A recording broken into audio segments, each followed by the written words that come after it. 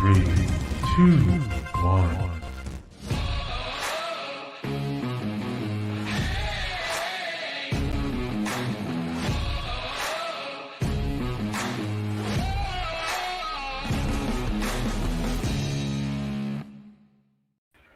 Good morning.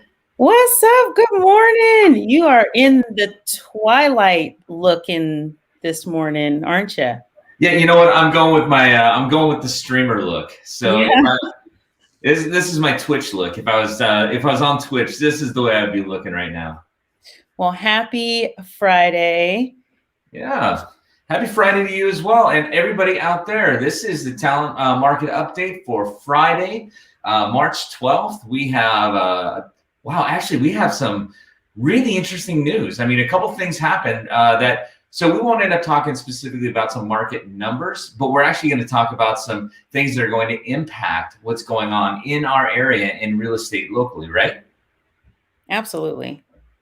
So we are going to talk a little bit more about that, but we do, before we get into that, because there are going to be some, there's changes, and then there's changes, and then there's changes. So yes. We're all about it. But we've got some celebrations, don't we, to talk about today? We do. We have a couple of birthday and 2 anniversaries.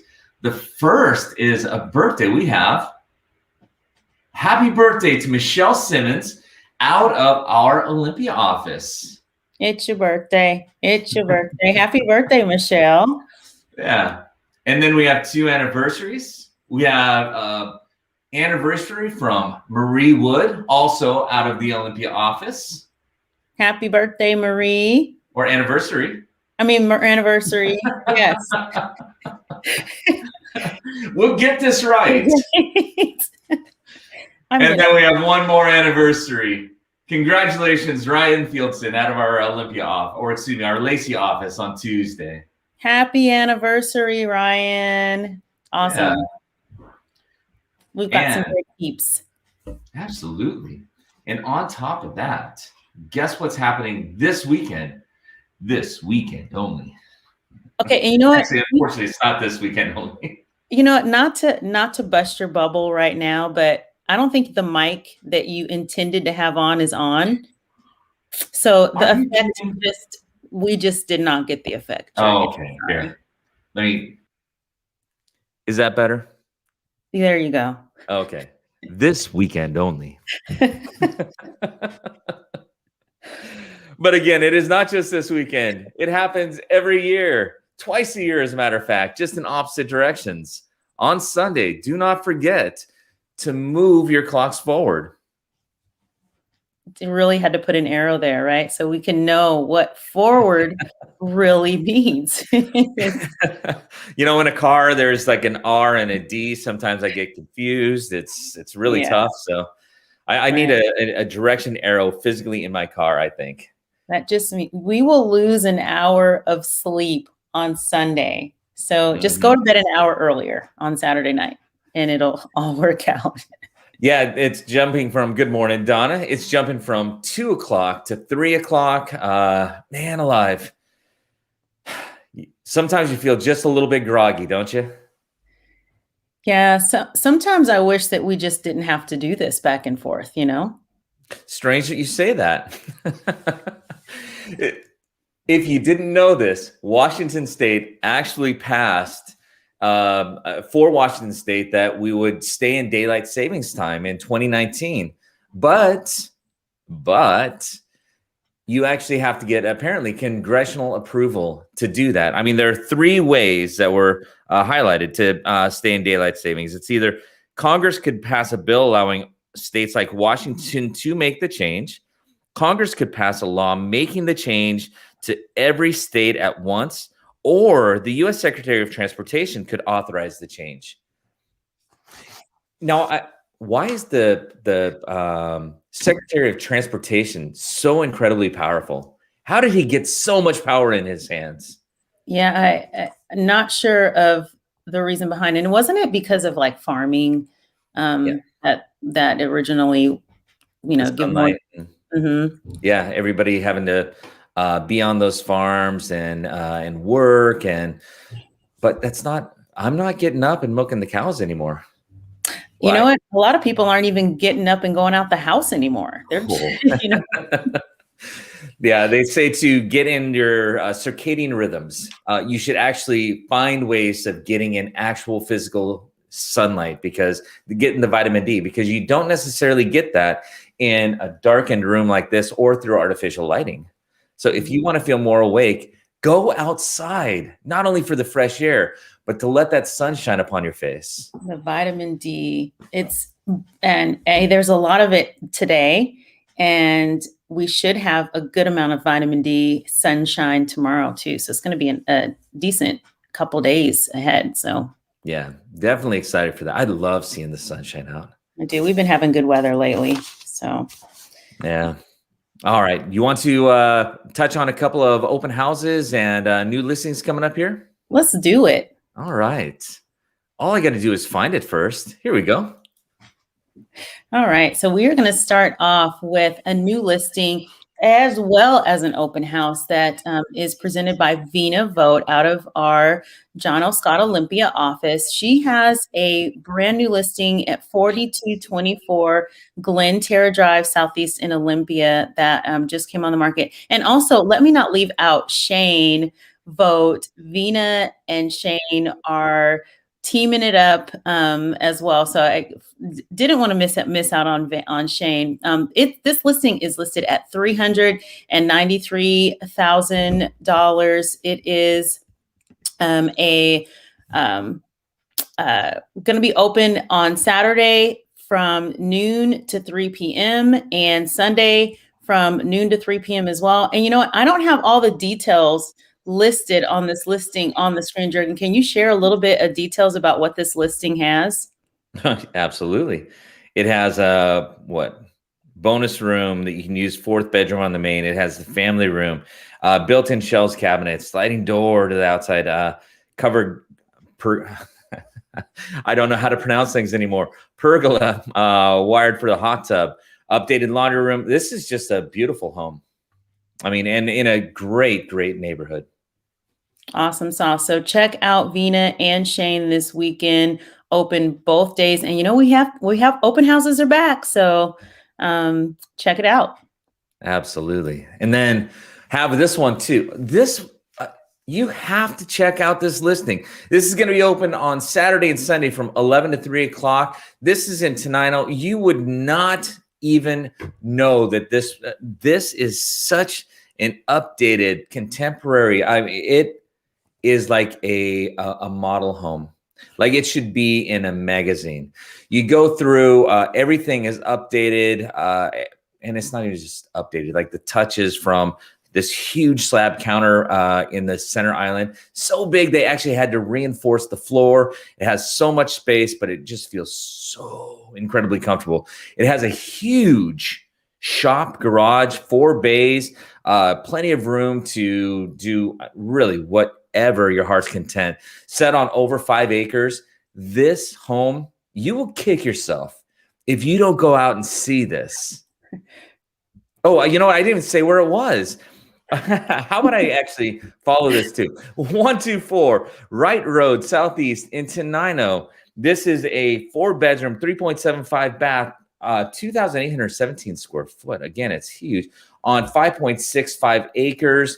You need to come out and see this. Scott Haas out of our Olympia office has done just a phenomenal job here. Beautiful.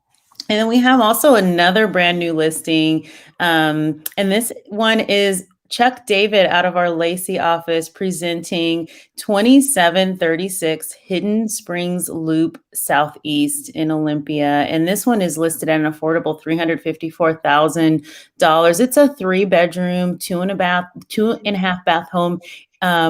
It is 1,800 square feet. It's got a spacious floor plan, new appliances, patio. It's got a rooftop deck on it as well. So you must check this home out. It's not going to last long at this affordable price of $354,000.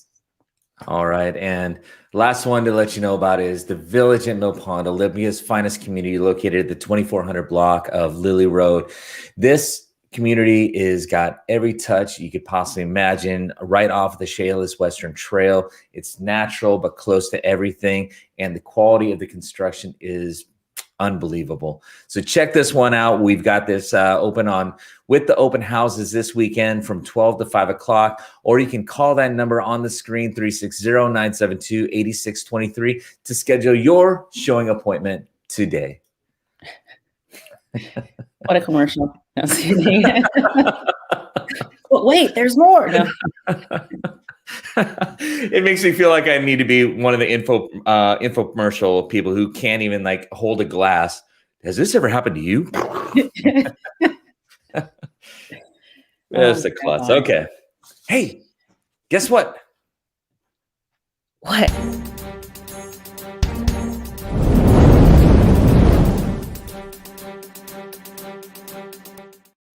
We got surprise news yesterday, didn't we? Oh, I was still trying to guess. Did I miss something? No, next time, guess with your eyes open. Okay. Yeah, out of the blue. I don't know if anybody else knew that the governor was going to come on TV yesterday, but I know I didn't. And my wife gave me a call, or actually texted. It was late in the day, and said, "Did you see this?" I was like, "No, I didn't. What is this? What is it, Davina?" Did we talk? Changes into, we are in phase 2, and there was never any mention of phase 3, if there's even one that would ever exist. And then voila, yesterday, surprise, there is a phase 3, and it is coming up in the next, March 22nd. We are going to be entering into phase 3. And so there's a lot of details and changes within that. We're going to touch on a few of those things. And that would be, there's an article also that is linked to the changes that we can probably put up. But one of the things is increasing capacities to 50%. That's a big one. For indoor restaurants, gyms, retail, etc. Correct. And also now this is for phase 3 going into the 22nd, but also starting on March 18th, the governor actually said that for high school sports, they're going to start letting fans and families in to actually view the competitions in person. Yeah. That's a big deal before the end of the season. So yeah, and also even being able to have some contact sports, and contact sports like what was it, like basketball, and I don't know if it was wrestling, but I was surprised. It makes sense, but cheerleading too. I wouldn't, if you said, Jurgen, name a contact sport, cheerleading probably wouldn't have been at the top of my list, but it is a contact sport apparently. It makes sense. It is a contact sport. I guess you wouldn't even really think about it, but if you're doing the flips and and the pyramids hey, yeah, right. I felt like I was doing the YMCA there for a moment. So part of this, so the occupancy, we mentioned that the capacity will be up to 400 people now at 50%, and still social distancing and masks are required. And then there's the caveat is there is a 3-week review. Is that correct? Yeah, every 3 weeks. The first review after the start of the phase 3 is going to be on April 12th. And who knows? It's no longer these regions or areas. It's back to counties, and each one is being evaluated independently. So they have to meet certain criteria depending on whether the metrics are for a larger county or a smaller county. And I guess it's good news that we're moving into phase 3, even though we didn't know what phase 3 was going to be. Right. We learned, and there's an opportunity to go to phase 4, even though we don't know what phase 4 is, but we know it's better than phase 3, right? There has to be a phase. There's no mention of phase 4 or what that would look like, but I guess there's must be a phase 4. But here's the thing is that we might, yeah, and like you mentioned, the metrics, and so there's things like the hospital population, and the number of cases per 100,000 or whatever thousand based on the size of the county, and then also like the ICU count. So like I think the governor said if all counties go to 90% ICU capacity, then we're all going back to phase 1 or something like that. But anyway, we are just praying that we are just moving forward, and that this season is getting closer to the end with obviously the vaccinations, and there's a wide number of the population that's been vaccinated already, which may be playing into it, and obviously the cases are down. So we shall see. The evaluation is going to happen every 3 weeks, like you said, starting on April 12th. And it's going to be on a Monday. So every Monday we'll get an update. Every 3 weeks on a Monday, we're going to get an update. Yeah. I really am kind of super excited about it, but at the same time, I'm a little bit wary of it too. I love the opportunity that we'll be able to join. You mentioned that the Puyallup, the spring fair, the Washington State Spring Fair in Puyallup is looking at opening up as well. I mean, that's incredible. Mm-hmm. But at the same time, through this year, I mean, we're nearly at an honest to goodness year of when this all occurred, or when the restrictions began. Seeing crowds is still a little bit love people, but it's really interesting to see crowds of people now. I know we've been, I don't say programmed, but we've been conditioned in this last year to actually stay away from people.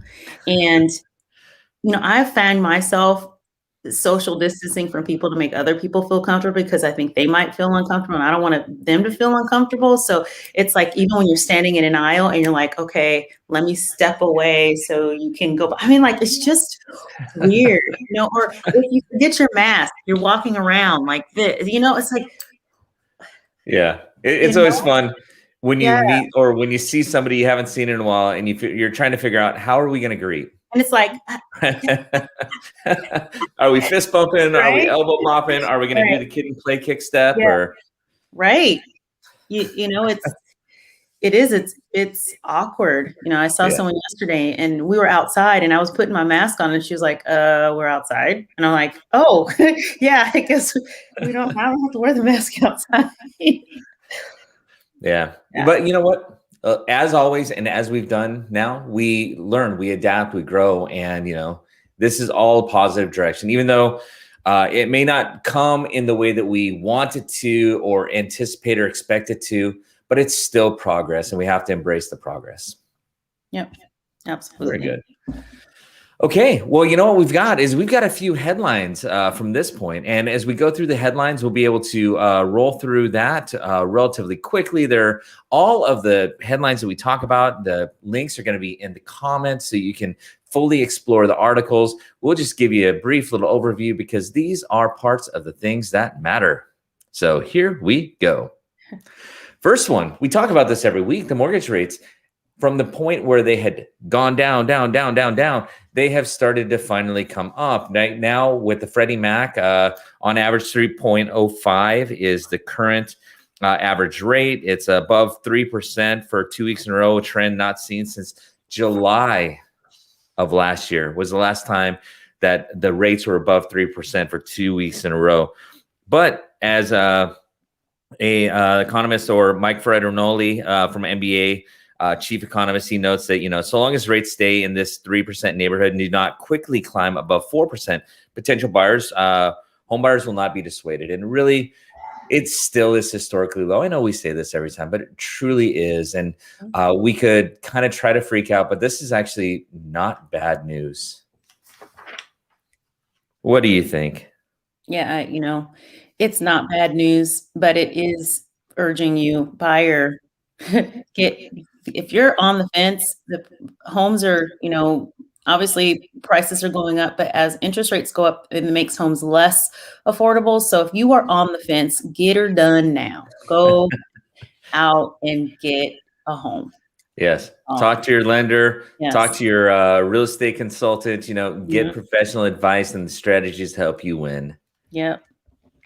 This is, won't go in depth on it. You definitely will see plenty of it. President Biden signed the COVID-19 rescue package into law. This is pulled from realtormagazine.com. And the big part here is to see the things that impact or affect the real estate industry. The first and foremost is going to be the stimulus checks. $1,400 stimulus checks per person, phased out completely for individuals earning $80,000 per year, couples earning in excess of $160,000, and it will tier from that point. And it is also going to include $1,400 stimulus money for each dependent, regardless of age, claimed on their latest filed tax return. So for some, that's going to be 2020. For some, it's going to be 2019. They extended the weekly unemployment at $300 through September 6th. To help continue keeping people going, to $21.55 billion in new money for rental assistance. And this is one of the ones that the Realtor Association really fought hard for, to help people stay in a home and try to keep us from getting further into the homeless situations that we've got going on. And then you can kind of read through. There are a lot of things that impact from a monetary standpoint, but also each of those also impacts the real estate story as well. Yeah. So there's definitely some changes and movements, and we'll see how all of these packages have what effect they actually end up having on our real estate industry. And so we're always glass is half full all the time. It's never half empty. So very nice. I agree. And then this is just an article. Go ahead, check it out. We've talked about commercial real estate, especially with the advent of so much remote work over the past year. Commercial real estate had some stalling going on, but into 2021, as we have the recovery, as we have the proliferation of the vaccine through, the expectation is for a rebound in 2021. It's not as though a lot of these, there are smaller businesses, and businesses certainly have been impacted, but we anticipate that commercial real estate will bound back up a bit because we are in the midst of a recovery, which is really good. Another one. Okay. On this one, I'm going to encourage you to look at the article. It's in Real Trends, how Gen Z will shake up the real estate market. Because we talked about baby boomers. We talked about millennials. Gen Z is that age group that is coming. Gen Z is a conversation now. Remember when millennials were the scapegoated generation? Now it's Gen Z. They are 11 to about 26 years old. And you can kind of see over here the breakdown from Gen Y, Gen Z, Gen X, baby boomer. I happen to fall in that Gen X. Is Davina, you do as well, right? Do I have to say where I am?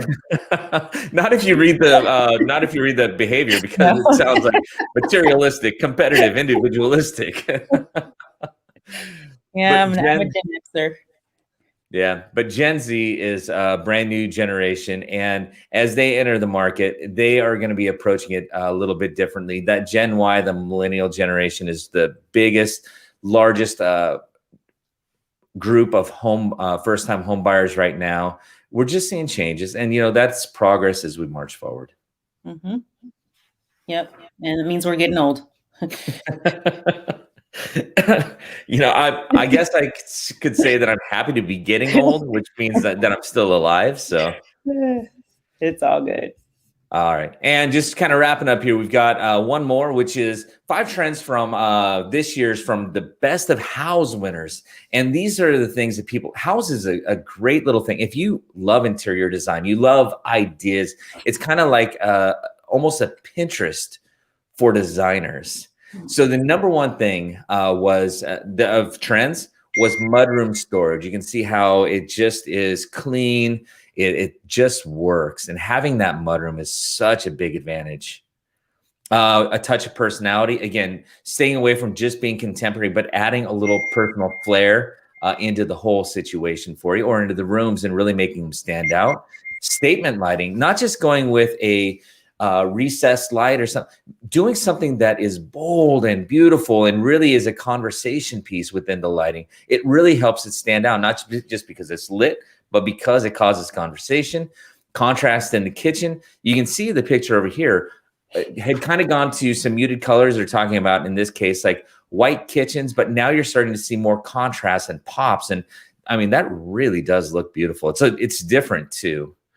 And then last one is the great outdoor escape, really setting up the exterior of the home to be very livable, especially I think so much that had to do with COVID too, so that you could be outdoors, enjoy it, and not have to worry about the confined spaces that we found ourselves in so often. What did you think of that?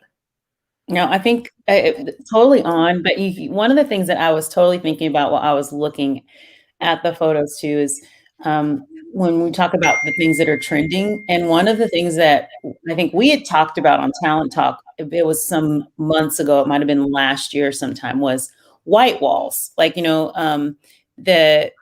Like tires? No, like white, like, normally we're looking at, wanting to, like, the grays are going out, because it was the grays are going out, and the warmer tones are coming back, but the white, like, yeah, white walls. Usually you walk into a house, and I know that it's been years, walk into a house and the walls are white, and it's like, oh, the walls are so white. They're so vanilla. But now people are looking for, and they're painting white walls, white on white. Clean, and so that's another trend that we've been seeing. White. Yeah, even with the what you saw with the kitchen, it was white, but the contrast wasn't like against black where it looks like subway tile. It was just a kind of almost an ashy type of, or oaky, like a natural wood accent to it, which looks really clean. Yeah. So yeah, I think it's great. I like looking at it. Not that I understand it so well. There are people that understand the design aspects so much better than I do. And how trends change. We just merge into new trends. So, yeah. So, you know what? Wednesday is St. Patrick's Day, if you can believe it. I know. So as we wrap up, we'll wrap up with a little video for us to say, have a happy St. Patrick's Day. Encourage you to watch it. I think you'll have fun with it. Before you do, and are we gonna wrap up and say be bold and then we're gone? Yeah. Okay. So before we do, you mentioned the spring fairs coming up, and we went and got some free spring fair tickets because we went to the holiday lights. Oh my gosh, it seems like that was so long ago. The holiday lights, and then we got free spring fair tickets. Well, now the free spring fair tickets are no longer valid for spring fair. They're saying we can use them for the regular fall fair, but they are actually doing a real fair, but it's going to be different. And if you are interested in going to the spring fair, it's, I think, the 11th, it's 2 weekends in April. I think it's like the 11th through the 14th and the 17th. Anyway, look it up, go to thefair.com. But registration opens at 10 o'clock this morning. And you can only get on certain rides. There's time slots. And once they're gone, they're gone. So if you are interested in going to the spring fair and actually getting on rides, there's going to be a drive-through aspect as well. And you pay by carload. But if you want to actually go and do some stuff and go into the pavilions and all those things, I believe you are going to have to register, and don't wait till it sells out. 10 o'clock today, tickets go on sale. Awesome. I'm just trying to process. You said it's drive-through in the fair. Like, there is a drive-through aspect. I know, but you'll have to go online and read. It's a little bit of reading to see how it's all set up, but they're making it so that people can go and get on some rides. So again, progress. Own the progress. All right. So what was the last thing? We got St. Patty's Day coming up. We had great stories. Hopefully you learned something new and got a little context and also a little bit of curiosity. What we do every day is we say, we make a declaration to ourselves to be bold, take some action that moves us forward, that expands our comfort zone and allows us to grow every single day. So Davina, you want to count us out? We say 1, 2, 3. We make that declaration out loud, and then we take steps. We do. And so within that, I know you said you wanted to wish a happy St. Patty's Day. And so we will wish you a happy St. Patty's Day since it'll be after St. Patty's Day when we see you again. So on 3, we're going to go out with a big Be Bold. 1, 2, 3. Be bold. All right. Have fun. Have a great the video. weekend. Love you guys. Bye.